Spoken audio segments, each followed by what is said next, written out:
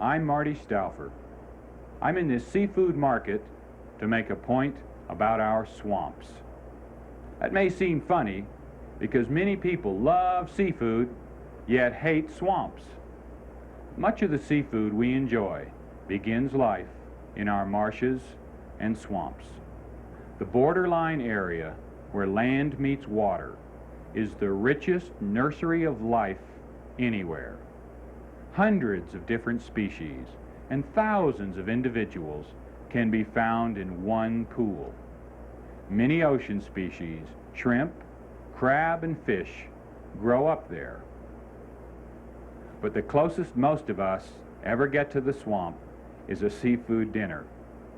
People avoid swamps, thinking of them as muddy, dark, forbidding, and stagnant. In reality, those murky waters are incredibly rich in nutrients, and they teem with life. They are home for a varied array of animals I like to call swamp critters.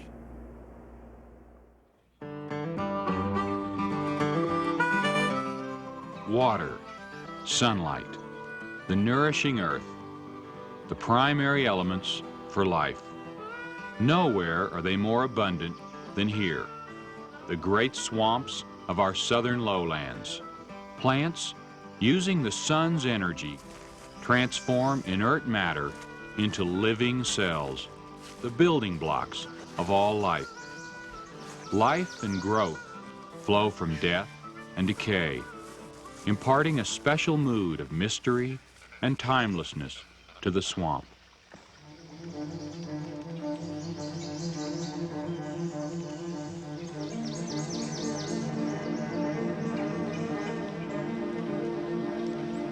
In its benevolent atmosphere, plants and animals have diversified with incredible complexity. Prospering within a system many times older than man himself are countless fishes, mammals, birds,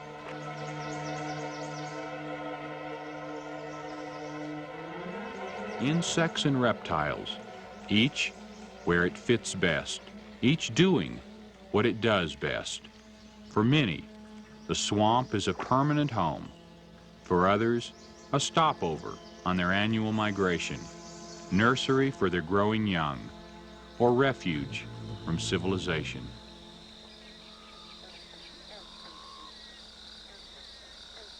The American anole turns colors to match its mood or its surroundings.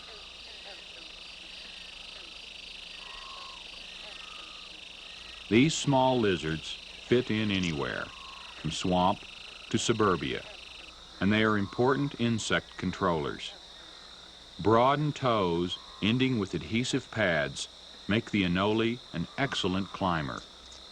Chirping and various head nodding motions express an anole's moods.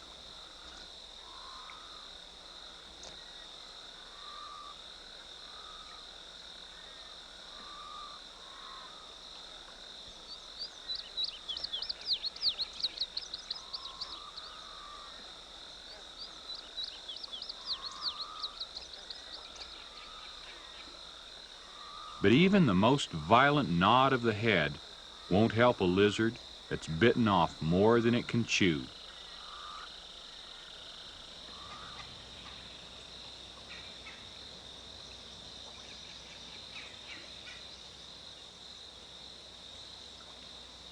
A river otter will eat nearly anything it can get its paws on, but this turtle would rather play the old shell game.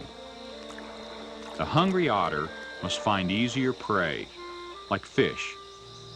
In water, the otter is quicker and more graceful than many of the fish it hunts. Although it is also at home on land, its webbed feet are made for swimming, not for walking.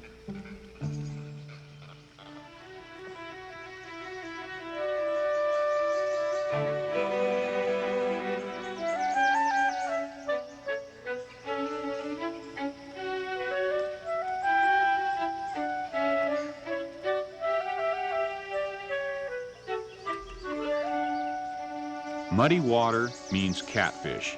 One of the factors determining what lives where in the swamp is the amount of oxygen dissolved in the water. In oxygen-depleted water, catfish not only survive, but prosper. The otter couldn't care less what kind of water this is, as long as there are fish in it. It will eat a small fish right in the water, but will carry a larger one to shore. The otter's sleek, oily, double-layered fur is the perfect covering for an animal that spends most of its time in the water as one of the swamp's finest fishermen.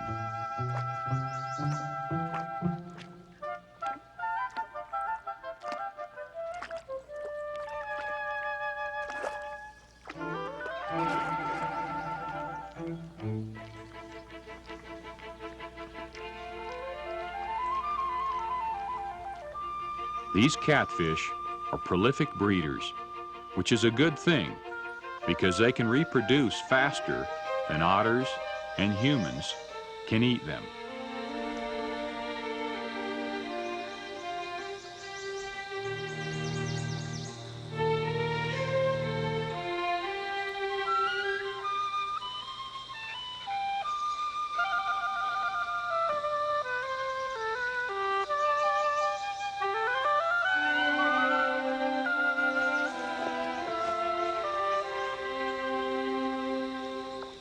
Now that other large predators, bobcats and panthers, are nearly gone, the raccoon is flourishing. It has an appetite for everything from blackberries to alligator eggs.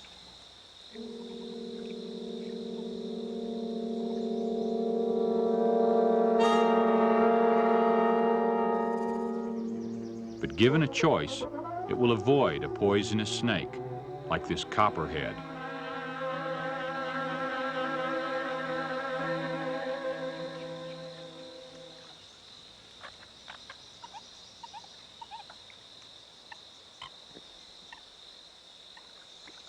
Alligators are the swamp critters, and like opossums, they are primitive and prehistoric.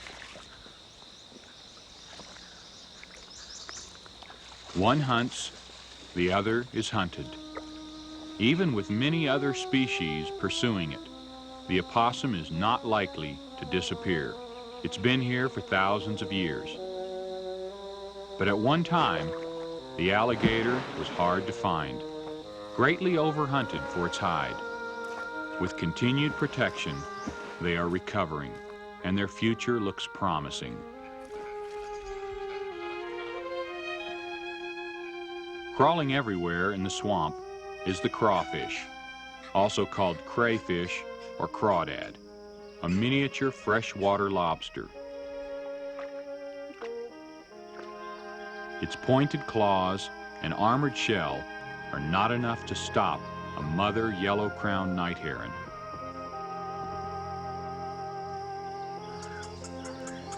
With 2 hungry chicks waiting for her back at the nest, this mother heron has only begun to fish.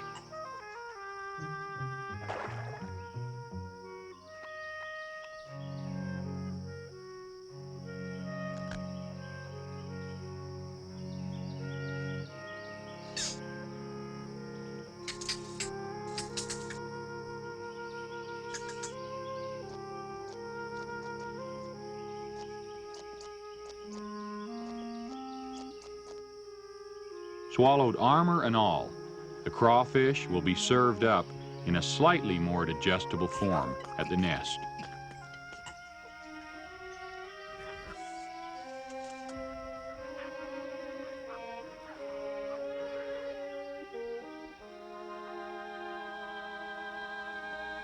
And for this mudbug, the coast is clear, at least until another heron comes along.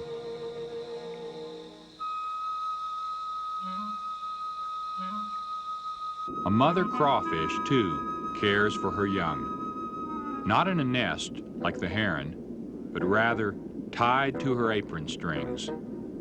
Of course, there are always runaways. Even these are fiercely protected.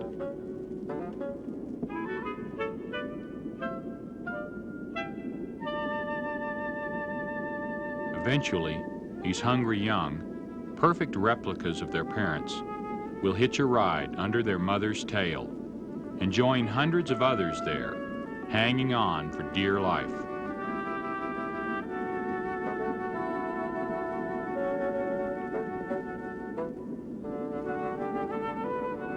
A live fish has little to fear from crawfish. They are mainly scavengers, eating all kinds of dead animals.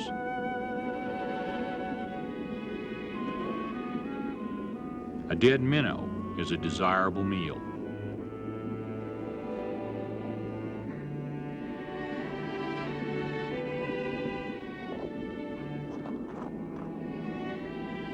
And in the wrong claws, it can be reason for battle.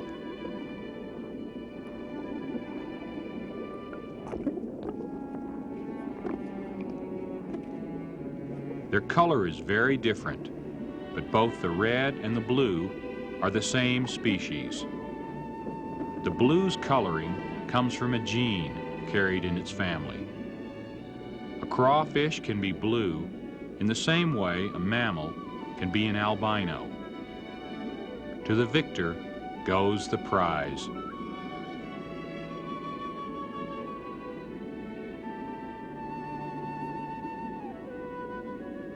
The freshwater grass shrimp is a close relative and another favorite food. With a huge mouth extending well past its eye, it's not hard to see where the largemouth bass got its name.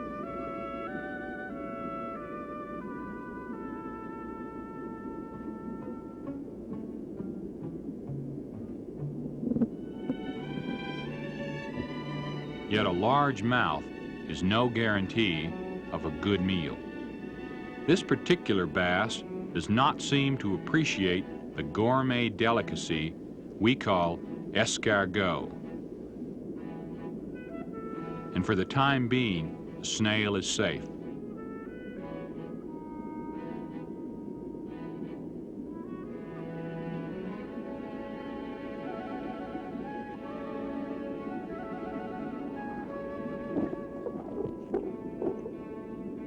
Not so this small perch.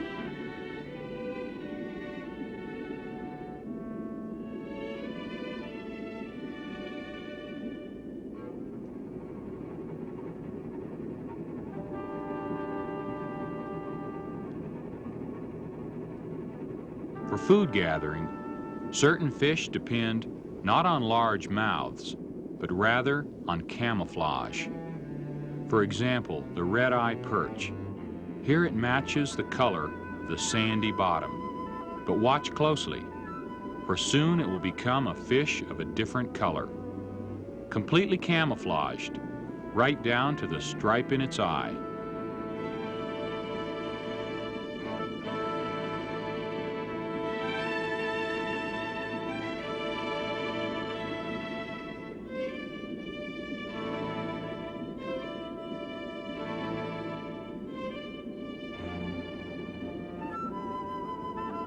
The small Gambusia minnows swim about normally, unaware that a predator lies waiting nearby.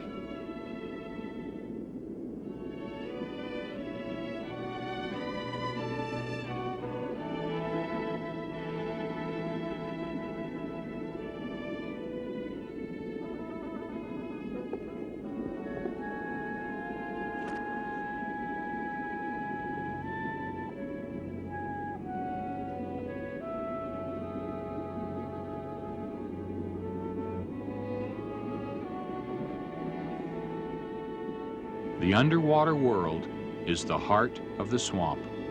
The coastal marshes and estuaries hold the dozen species taken most often by commercial fishermen. Directly and indirectly, our southern swamps provide 1/3 of our nation's harvest of fish. The bayous are filled with life, from the water below to the air above. Home for the barred owl is a high tree limb, a perch where it can look out for prey. An owl may hunt a single blue jay for food, but a flock of noisy jays can ruffle the feathers of even the wisest old owl.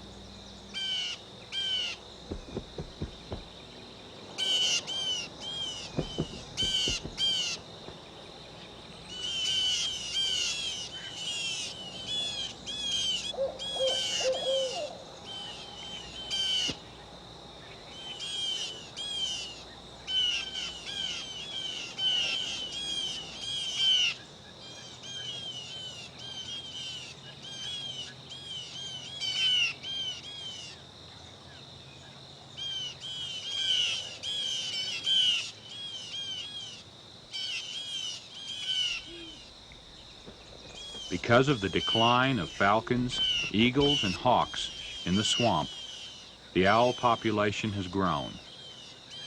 A strong predator at night. During the day, it's no match for these songbirds.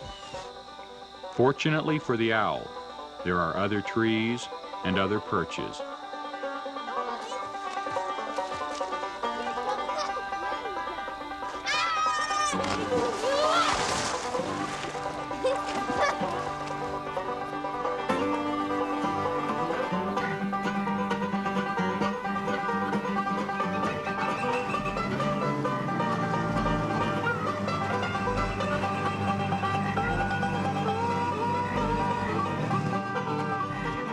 With our man-made boats and nets, we may fish differently than the other creatures here. But still, like them, we reap the bounty of these rich and enduring waters.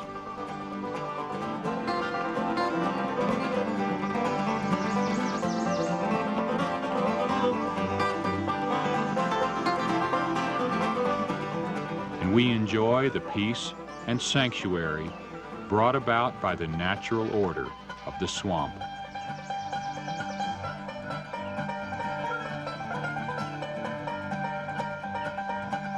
The crawfish is a good excuse for many people to go into the swamp. They're here, of course, not to study the crustacean in its natural habitat, but to eat as many of them as possible in the shade of an old oak tree.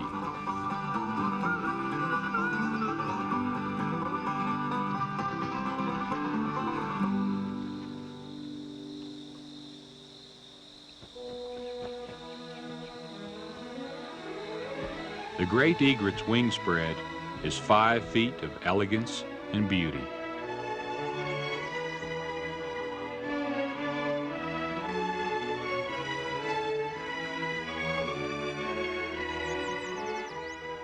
What looks like green water is really a surface layer of one of the world's smallest flowering plants, duckweed. The egret's beauty nearly destroyed them. They were hunted into near extinction for their long plumes, which were fashionable in women's hats.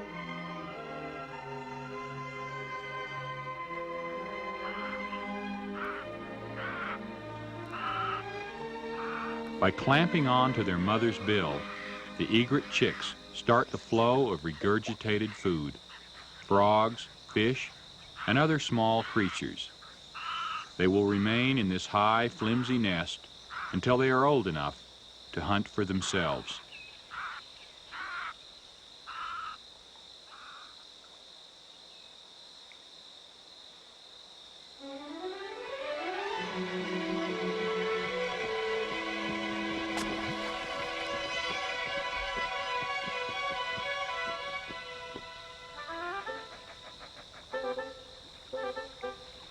The roseate spoonbill has a unique feeding method.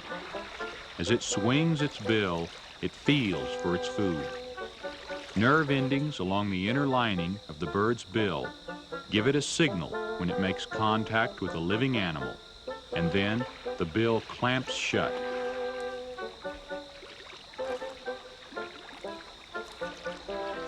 The Anhinga's fan tail earned it the nickname water turkey, and it's just that, half land bird, half water bird. Diving underwater and spearing its prey, it then returns to shore to position the fish head first before swallowing. A tail-first swallow of this scaly fish would really go down the wrong way and probably end in death.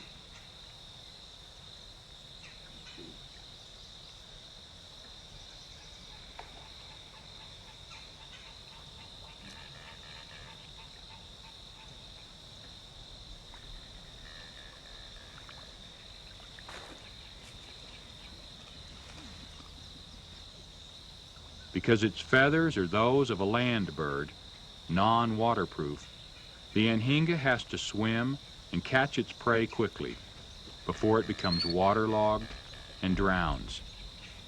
Once out of the water, the bird must dry its feathers before diving again.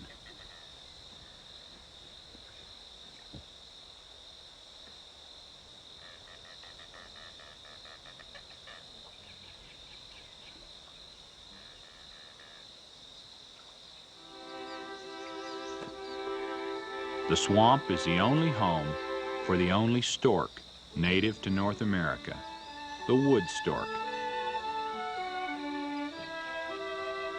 In the swamp, like everywhere else, the seasons change from summer into fall, from life into death. The whitetails here die like creatures anywhere do, from old age, disease, predation, and accident. This buck got its antlers wedged in the tree trunk, probably while he was rubbing the shedding velvet from them. But the death of an animal is only one tiny part of the unbroken cycle of life and renewal. And out of one creature's death comes another's livelihood.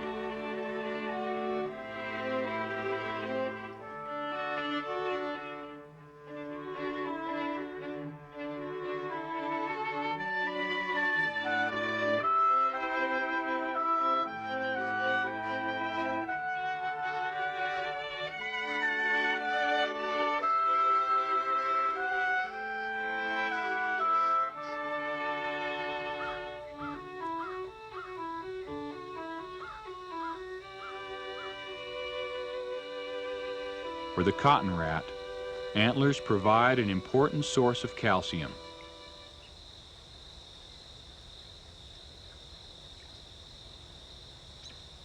When not gnawing on antlers, these prolific little animals eat a variety of plants and seeds, and will even hunt small crawfish.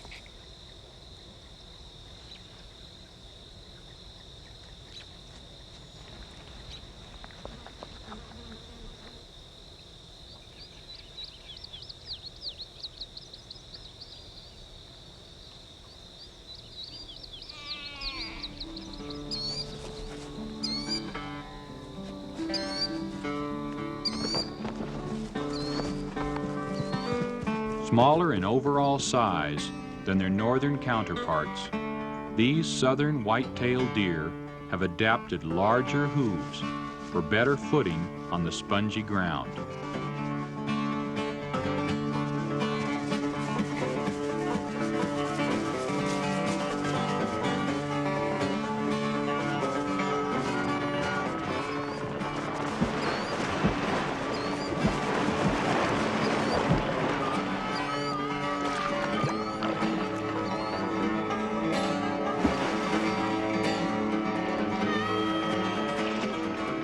With winter, swollen rivers will flood these hardwood bottomlands and shrink the dry land down to scattered islands, greatly reduced perhaps but still vital wildlife habitat. A tremendous number of North America's birds winter here, among them mallard ducks.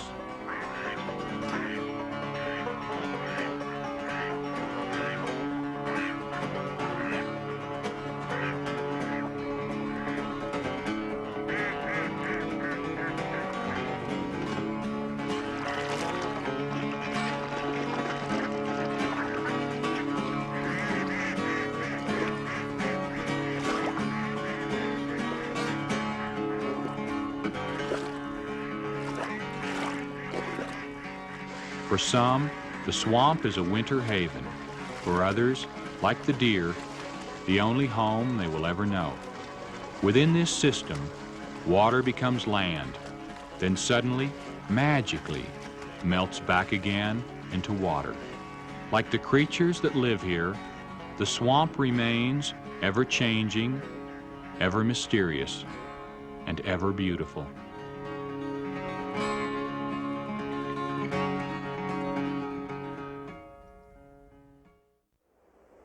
Thousands of species depend on the refuge of our swamps.